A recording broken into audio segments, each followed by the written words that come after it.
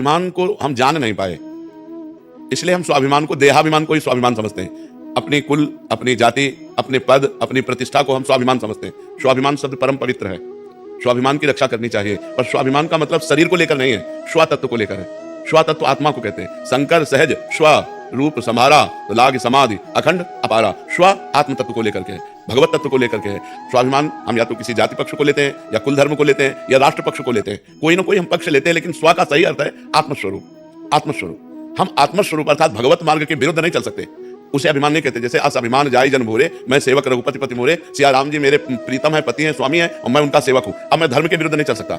हम अहंकार उसे कहते हैं जिसमें मैं के आगे कोई लगे, जैसे मैं अमु, मैं के आगे जो तत्व, मैं शुद्ध ब्रह्म है, उसके आगे जो शब्द लगता है उसे अभिमान कहते हैं। लेकिन स्वाभिमान जो कहते हैं वो आत्म तत्व को लेकर, स्व आत्मा का नाम, स्व भगवान का नाम है। हम धर्म के विरुद्ध नहीं चल सकते, उसे स्वाभिमान कहते हैं। कि हम धर्म, जैसे जब मुगलों ने आक्रमण किया तो स्वाभिमान की रक्षा के लिए हमारे सनातन धर्मियों ने स्वयं आत्महत्या कर ली, गला कटवा लिया, लेकिन विधर्म को स्वीकार नहीं किया।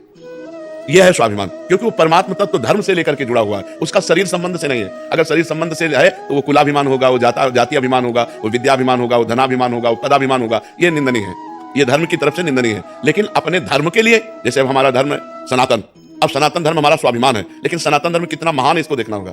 सनातन ब्रह्म है, सनातन वायु है, सनातन पृथ्वी है, सनातन जल है, सनातन श्री कृष्ण है, सनातन श्री राम है। हम अपने इस धर्म के पालन के लिए प्राण त्याग देंगे तो हमारी सदगति हो जाएगी। स्वाभिमान जागतिक प्राकृतिक प्रपंच को लेकर के नहीं, वो अभिमान होता है। और जो भागवतिक धर्म को लेकर होता है उसे स्वाभिमान कहते हैं। जैसे हम अपने धर्म की रक्षा के लिए प्राण त्याग देंगे, चाहे जितना कुछ हो जाए, हम धर्म भ्रष्ट नहीं हो सकते। हमारा चाहे गला काट दिया, इसे कहते हैं स्वाभिमानी पुरुष है।